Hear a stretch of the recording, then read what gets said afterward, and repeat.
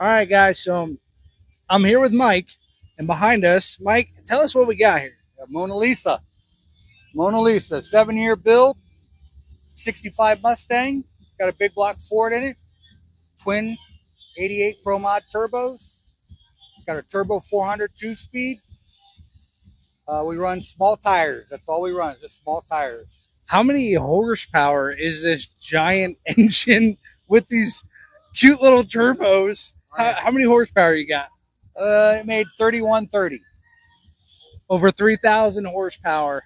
This thing is a beast. You say 7 years it took you? Yeah. So where'd you find the original car? Less than a mile from my house. You find the Facebooks? You just saw it? Somebody told me about it, was there, and I went and looked, and it was exactly what I was looking for, and that's what it started out. It was a 6-cylinder barn find. It sat for 30 years in a barn, and I bought it. Had a 6-cylinder 3-speed. Now, do you take it to races? Like, where can people watch it? We race at Dragway 42, Small Tire Wars.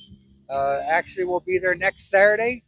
You want to come out and watch some fast small tire cars, come out to Dragway 42.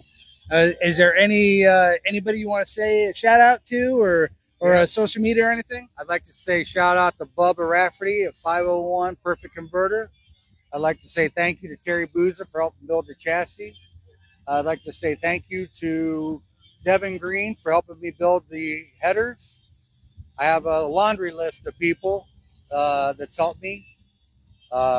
We've had help from a place in Pennsylvania called Rage Cage. They helped build some of the stuff, some of the welding on the car. I've had quite a few people help me. If I couldn't have done it all myself, but